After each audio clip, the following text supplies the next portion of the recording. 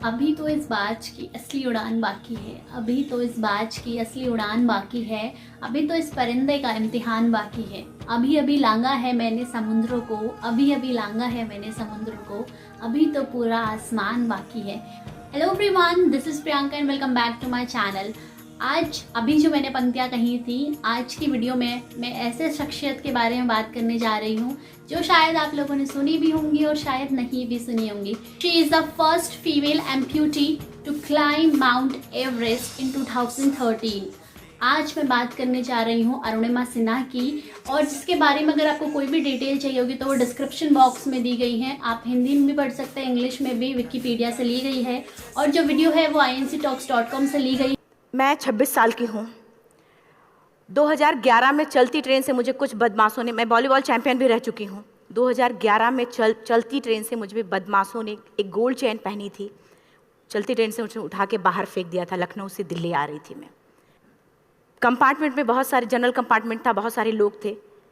किसी ने मना नहीं किया। एक प्लेयर का जो स्पिरिट होता है वो अपने आप, जब कोई छीनने की कोशिश करता कुछ भी, वो देता नहीं है। तो मेरे में भी था, मैंने मना किया और उन्होंने मुझे चलती ट्रेन से, वो 4-5 थे, उन्होंने बाहर फेंका। दुर्भाग्य ये था कि उसी समय दूसरी ट्रैक से ट्रेन आई और मैं उस ट्रेन में टकराई, फिर नीचे गिरी। दोनों ट्रेनें निकल गईं। कुछ देर बाद मैंने हाथ को ऐसे रख के उठने की कोशिश किया तो देखा कि मेरा पैर कट चुका था। थाई को उठा के देखा, मेरा पैर ऐसे जीन्स में लटका हुआ था, ब्लड फोर्सफुली निकल रहा। दूसरे पैर की हड्डियाँ टूट टूट के बाहर निकल चुकी थी। पूरी रात मैं चिल्लाती रही ट्रैक पे, छोटे छोटे पत्थर होते ऐसे चिल्लाती रही कि कोई बचा ले, कोई नहीं आया बचाने। और जब पूरी रात चिल्लाते चिल्लाते इतना कि मुझे दिखाई भी देना बंद हो गया। जब ट्रेन आता था तो वाइब्रेट होता था। इतना ही नहीं, फ्री का इनविटेशन भी लोगों को मिल गया था, कुछ लोगों को। ट्रैक पे आपने ट्रेन की ट्रैक पे छोटे छोटे चूहे देखे होंगे। मेरे कटे हुए पैर पे आग के मेरे पैर कुतर रहे थे। मैं ब्रेन कॉन्शियस मेरा पूरा काम कर रहा था मेरे, लेकिन बॉडी में कोई भी मूवमेंट नहीं था। पूरे पल में वही चीज़ें सोच कि कैसे मैं अपने आप को कैसे बचा पाऊँ। लेकिन करीब पूरी रात ऐसे बीता। सुबह गांव वालों ने मुझे बरेली डिस्ट्रिक्ट हॉस्पिटल यूपी में है, वहाँ पे हुआ था ये। सुबह गांव वालों ने मुझे उठाया, डिस्ट्रिक्ट हॉस्पिटल ले जाके रखा। तो फार्मासिस्ट, डॉक्टर, सीएम, जितने लोग थे आपस में बातें कर रहे, अरे हमारे पास तो एनेस्थीसिया नहीं है, ब्लड नहीं है, इसका इलाज शुरू करें तो हम कैसे करें। मुझे भी नहीं दिखाई तो नहीं, लेकिन मेरा सुनाई दे रहा था सब कुछ। वहाँ पे कहाँ से हिम्मत आई मुझ में, मुझे भी नहीं पता। मैंने बोला वहाँ पे कि सर जब मेरा पूरा पैर कटा, तब मैंने इतनी देर रेलवे ट्रैक पे थी, मैं उस चीज़ को बर्दाश्त किया, तो अभी तो आप मेरे अच्छे के लिए मेरे पैर काटेंगे। शायद आपको यकीन नहीं होगा, या फिर कभी आप लोगों ने ये चीज़ नहीं देखी, कोई डॉक्टर या फार्मासिस्ट अपना ब्लड दे के किसी पेशेंट को बचाया। मेरी इस बात को सुनने के बाद वहाँ के डॉक्टर और फार्मासिस्ट दोनों ने एक एक यूनिट ब्लड दिया और मेरे पैर को बिना एनेस्थीसिया अलग कर दिया गया। आज भी मैं उस दर्द को महसूस करती हूँ। जब भी मैं जब बोलती हूँ तब मैं वो चीज़ें महसूस करती हूँ। उसके बाद जब बात मीडिया में आई, लोगों को पता चला कि अरुणिमा नेशनल प्लेयर है। KGMC king George medical college Lucknow में एडमिट करा, लखनऊ से फिर sport minister, AIIMS trauma centre Delhi. तब तक सब ठीक ठाक चल रहा था। प्लेयर होने की वजह से अच्छा ट्रीटमेंट मिलना शुरू हुआ। करीब 4 महीने मैं एम्स में रही। एम्स में रहने के बाद जब मैं थोड़ा ठीक हुई, करीब 25 दिन बाद जब ठीक हुई, न्यूज़पेपर में गोल गोल लिख के आ रहे कि अरुणिमा के पास टिकट नहीं था, अरुणिमा ट्रेन से कूद गई। उसका खंडन किया घर वालों ने। फिर बोला कि अरुणिमा सुसाइड करने गई थी। जिस लड़की का शरीर का एक अंग कट चुका, पूरी जिंदगी का पता नहीं कि व्हील चेयर है, बैसाखी, या पता, यहाँ तक कि मेरे स्पाइन में 3 फ्रैक्चर था, मुझे ये भी नहीं पता था कि मैं बेड से उठ भी पाऊंगी कि नहीं।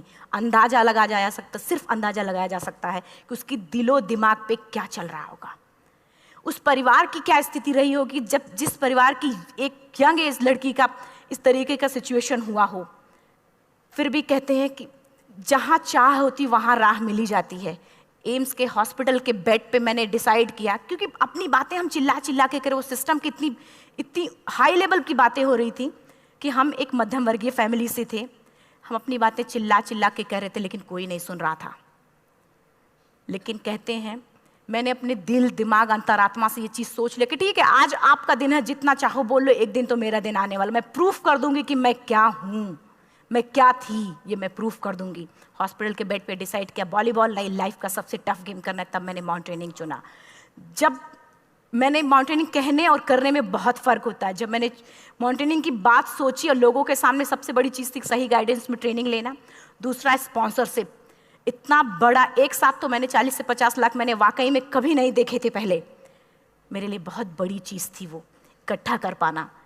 जब मैंने लोगों के सामने रखा कि मैं माउंटेनिंग करना चाहती हूँ, एवरेस्ट के लिए मुझे ट्राई करना है, हर किसी ने मुझे बोला कि क्या है, पागल हो चुकी हो क्या, तुम्हारा दिमाग खराब हो चुका, तुम कभी नहीं कर सकती माउंटेनिंग। एक पैर आर्टिफिशियल है, दूसरे में रॉड है, और तुम्हारा दिमाग खराब है, स्पाइन में भी फ्रैक्चर है, तुम पागल होगे, चुपचाप कोई नौकरी करो, जीवन यापन करो। क्योंकि लोगों का सबसे बड़ा प्रॉब्लम ये होता, लोग फिजिकल देखते, पैरों को मेरी अंतरात्मा में क्या चल रहा था वो तो किसी को पता ही नहीं था। मुझे लगता है कि आज यहाँ पे मैं भी सुबह से देख रही हूँ, इतने अच्छी चीज़ें मैंने सीखी यहाँ पे। बहुत बड़े बड़े स्पीकर को शायद आप लोगों ने भी सुना, आज मैं भी आपको यहाँ पे कि चाहे जितना मोटिवेट करूँ, चाहे जितना चीज़ें मैं बताऊँ, लेकिन मुझे लगता है सबसे बड़ा मोटिवेटर कौन होता, आप खुद। जिस दिन किसी भी लक्ष्य के प्रति आपकी अंतरात्मा जाग गई, आपको कोई नहीं रोक सकता उस लक्ष्य को पाने में। ये मैं किताब से बातें नहीं बोल रही हूँ, ये मैं एक एक पल मैंने मैं कोई भी किताब की बातें नहीं, एक एक पल आज जो मेरा 26 साल का एक्सपीरियंस है वो मैं बता रही हूँ सिर्फ आपको। उसके बाद किसी तरीके से मैनेज किया मैंने। भाई साहब, मेरा परिवार मेरा बैकबोन था। परिवार ने मुझे, भाई साहब ने मुझे कहा कि मैडम बछेंद्री पाल जिन्होंने 1984 में एवरेस्ट समिट किया, उनसे मिलते हैं, वो ज़रूर कुछ ना कुछ करेंगे। हॉस्पिटल से निकलने के बाद मेरे राइट लेग में स्टिचेस लगी थी। मैंने डायरेक्टली घर जाने की बजाय, जब लोग ये सोचते हैं कि मुझे अपना जीवन यापन कैसे करना है, जब लोग ये सोचते हैं कि मुझे अपनी ज़िंदगी के, मेरे दिमाग में सिर्फ 2 चीज़ें चल रही थी, मुझे इनका जवाब कैसे देना है और एवरेस्ट समिट कैसे करना है। फर्स्ट तुरंत गए बछेंद्री मैम के पास। जब मिले, मैम ने फर्स्ट टाइम जब मुझे देखा तो उन्होंने कहा, अरुणिमा, उनकी आंखों में आंसू आ गए। उन्होंने बोला, अरुणिमा, तूने ऐसी हालात में एवरेस्ट जैसे दुरूह पहाड़ के बारे में सोचा तो तूने अपने अंदर तो एवरेस्ट फतह कर लिया, अब तो सिर्फ लोगों के लिए। मेरे परिवार को छोड़ के बाहर की पहली ऐसी महिला थी जिन्होंने मुझ पे भरोसा किया था कि हाँ अरुणिमा, तुम कर सकती हो। मेरे लिए वही बहुत बड़ी चीज़ थी। प्लानिंग भी कर ली, मैम भी मिल गई, सब हो गया। लेकिन जब उतरते हैं फील्ड में तब पता चलता कि हम क्या हैं। रोड हेड से मैं पहुंच गई। मैडम ने कहा कि ठीक है, तुम्हारे कहने, तुम्हारे सोचने से कुछ नहीं होगा अरुणिमा, प्रूफ करो कि कर सकती हो। मैंने कहा बस एक मौका चाहिए मुझे। वाकई में जब मैं माउंटेन में पहुंची, रोड हेड से बेस कैंप लोगों को 2 मिनट लगता था, मुझे 3-3 घंटे लगते थे, क्योंकि मेरे राइट लेग की हड्डियां भी नहीं जुड़ी थी। लेफ्ट मेरा आर्टिफिशियल लग चुका था, लेकिन स्टंप एकदम रेड, उसका मतलब घाव एकदम नए थे। मैं अगर पैर रखती थी तो मेरे पैर से जोर से अगर दबा देती थी तो पैर से मेरे ब्लड आने लगता था। सारे लोग नॉर्मल थे वहाँ पे। हर कोई ये बोलता कि एक पीक के लिए जाते थे तो हर कोई मुझे ये बोलता कि अरुणिमा, तुम धीरे धीरे आओ। मेरे दिमाग में हर बार यही बात चलती थी कि क्या है, मैंने एवरेस्ट का प्लान किया, मैं इनके बराबर भी नहीं चल पा रही हूँ। खुद से संकल्प लिया कि कोई बात नहीं, एक दिन ऐसा आएगा कि मैं इनसे पहले जाऊँगी। और आपको शायद यकीन ना हो, आने वाले 8 महीने बाद पूरा का पूरा वेट उठा के बेस कैंप से साथ निकलते और टॉप पे पहले पहुंचते। ऐसे करके देखते थे कि अरे ये लोग तो पीछे। खुशी होती थी। उससे भी ज़्यादा मुझे खुशी तब होना शुरू हुआ जब वो सारे लोग आके मुझसे ये पूछते, मैडम खाते क्या हो, बता दो, पैर नहीं है फिर भी कैसे चलते हो। उसके बाद पूरा मुझे स्पॉन्सरशिप मिला। मैं जब एवरेस्ट के लिए गई, मेरे लिए सबसे बड़ा, एवरेस्ट की जर्नी में मेरे सबसे बड़ा चैलेंज यही था कि दूसरे को समझा पाना। मैं नहीं समझा पाती कि भाई मैं कर सकती हूँ। जब मैं एवरेस्ट के लिए गई, शेरपा होता, शेरपा को जब ये बात पता चला कि मेरा प्रोस्थेटिक लेग है, आर्टिफिशियल लेग है, दूसरे में रॉड, बोला नहीं ले जा सकता, इसकी वजह से तो मेरी भी जान जाएगी। मैडम ने, हमने सबने कन्विंस किया किसी तरीके से। मन वाकई में जो टीवी में हम और उसमें फोटोज़ में देखते हैं, ब्लू और ग्रीन आइस, हिला देने वाला होता। जितना सुंदर दिखता उतना ही हिला देने वाला होता। जब मैं हमारे ग्रुप में 6 लोग थे, रॉकी एरिया तक मैं सबसे पहले थी, लेकिन जैसे ही मैं ग्रीन और ब्लू आइस में गई, मेरा आर्टिफिशियल लेग स्लिप कर जाता था। फ्रंट पॉइंटिंग से, जब मैं फ्रंट क्रैम्पोन से फ्रंट पॉइंटिंग मारती थी, लेफ्ट से पेन होता था तब भी करते, लेकिन आर्टिफिशियल जैसे फ्रंट पॉइंटिंग मूव हो जाता, मेरा पैर ही मूव हो जाता था। शेरपा मुझे बोला नहीं हो सकता अरुणिमा, ज़बरदस्ती मत करो। मैंने कहा कुछ नहीं, ये मेरा पैर है, मैं जानती हूँ कैसे चलेगा। फाइनली 1 2 बार 3 बार करने 4 बार 5 बार होल हो जाता था, आइस थोड़ा टूट टूट के निकलता था, तो मैं वहाँ पैर रख रख के जाती थी। कैंप 3 तक ठीक था, प्रॉपर एक्लिमेटाइज किया अपने आप। कैंप 3 तक जनरली गए। बात जब कैंप 3 के ऊपर की होती है, साउथ कोल समिट, अच्छे अच्छे माउंटेनियर, अच्छे अच्छे दिलेर के हौसले धरे के धरे तब रह जाते हैं जब अपनी आंखों के सामने किसी को मरता देखता है, और दिमाग में बात, जब जिसको डिसीजन मेकिंग, और जब दिमाग में बातें जब ये आने लगती हैं कि अरे जिस चीज़ के लिए हम जा रहे हैं उसी चीज़ के लिए आदमी मर रहा है, इसी चीज़ के लोग लिए मर चुके हैं। रात में क्लाइंबिंग, ज़्यादा से ज़्यादा माउंटेनिंग रात में की जाती है क्योंकि वेदर शांत होता है। जब मैं रात में निकली साउथ कोल से, कैंप 4 से, मेरी हेडलाइट जिधर ही हेडलाइट जा रही थी उधर ही डेड बॉडीज़ मुझे नज़र आ रही थी। मेरे रोंगटे खड़े हो रहे थे, मुझे समझ में नहीं आ रहा था कि मैं करूं तो क्या करूं। इतना ही नहीं, मैं जिस रोप में थी उसी रोप में जब मैं आगे जा रही हूं और एक बांग्लादेशी, उनका हाथ हल्का हल्का ऐसे हिल रहा, मुंह से आवाज़ आ रही थी।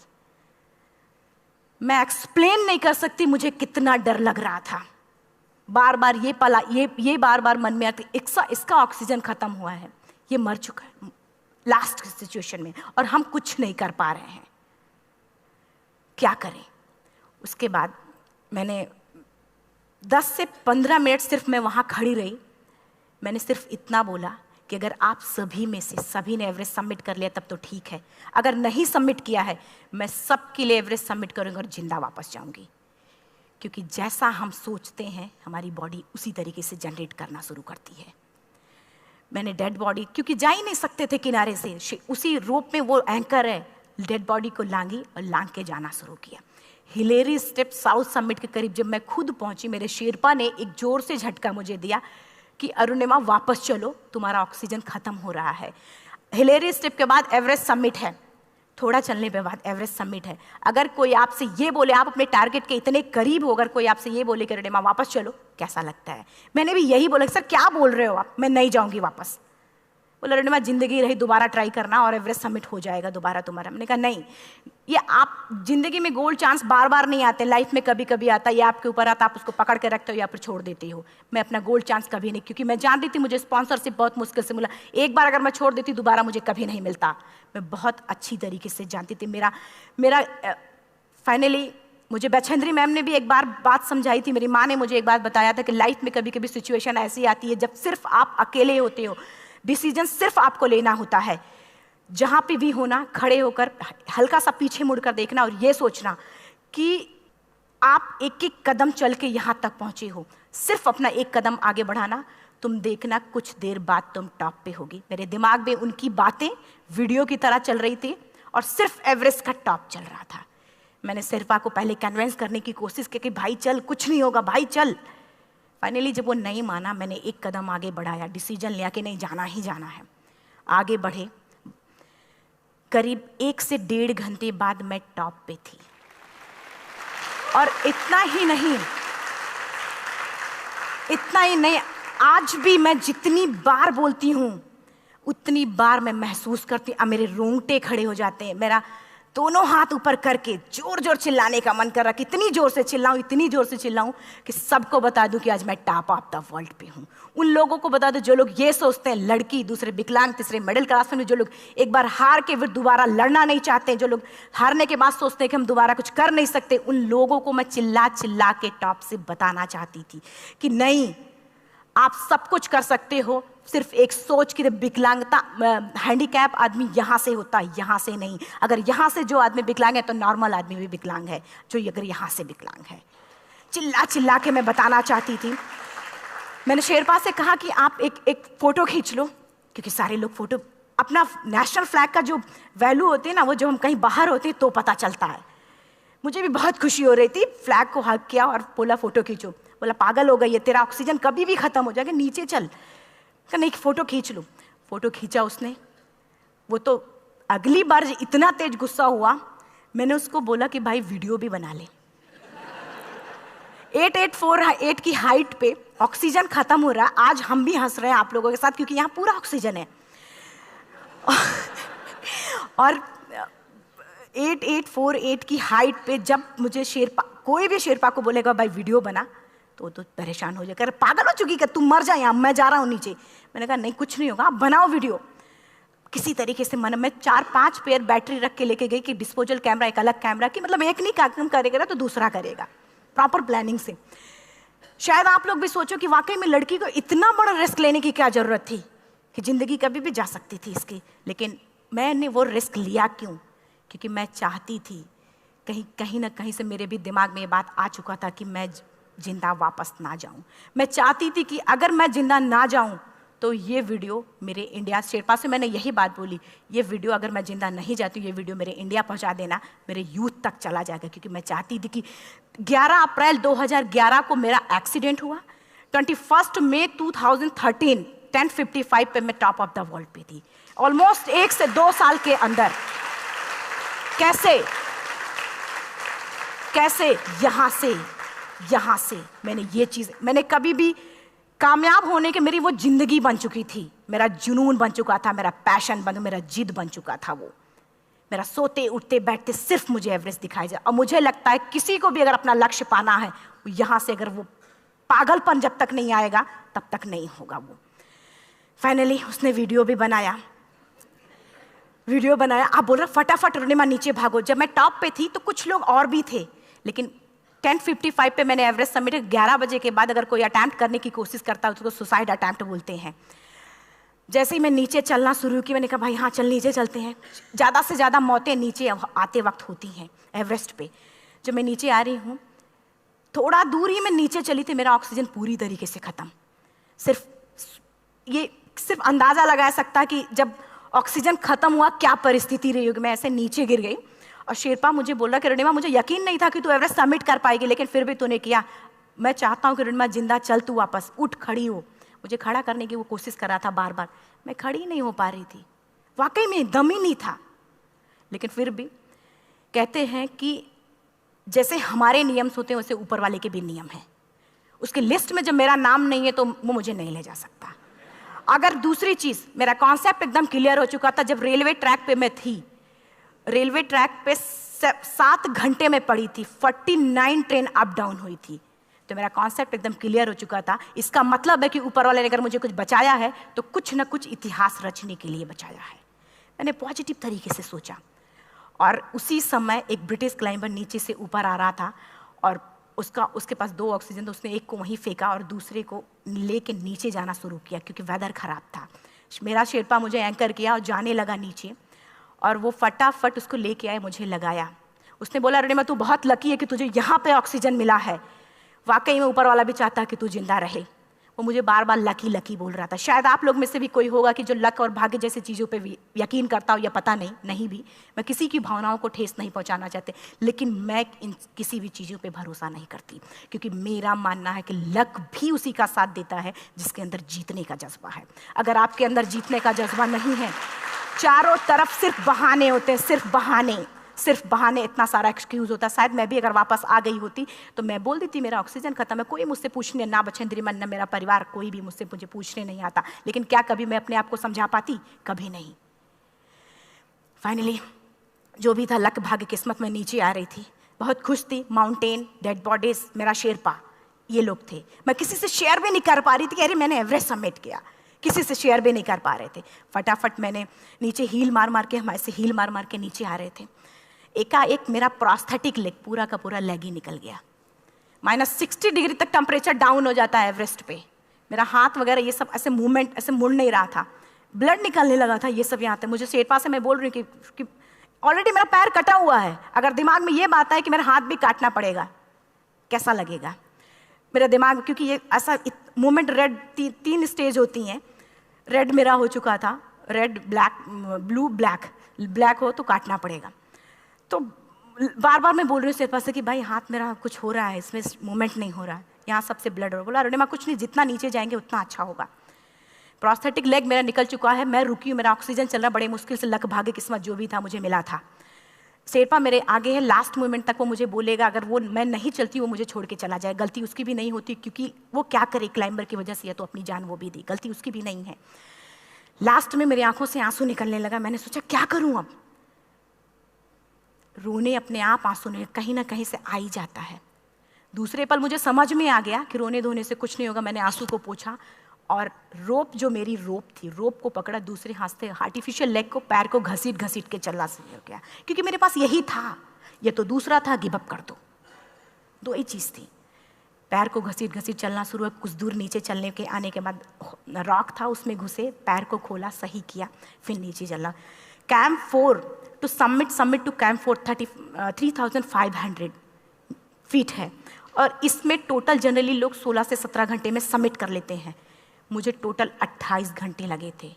हर माउंटेनियर, चाहे बाहर का या फिर इंडिया का, हर किसी ने ये मान लिया था कि अरुणिमा जिंदा वापस नहीं आएंगी। हर किसी ने ये चीज़ मान लिया था। लेकिन मुझे लगता, जब मैं वापस साउथ कोल पहुंची, जब मैं टेंट का जिप खोला, मैंने हर किसी ने कहा कि अरे तू यहाँ है, हम तो सब सोच लिए थे तू चली गई। हर किसी ने ये बोला था। फिर सब खुशी मना रहे थे हम सब। देखिए, ये सब बताने का मेरा सिर्फ एक मकसद था कि सब कुछ हम में है, हम जैसा चाहें वैसा कर सकते हैं। कमेंट करके जरूर बताइए कि आपको उनके जीवन से क्या प्रेरणा मिली है, और जिसने चैनल अभी तक सब्सक्राइब नहीं करा है जल्दी से चैनल सब्सक्राइब करें और बेल आइकन को दबाना ना भूलें।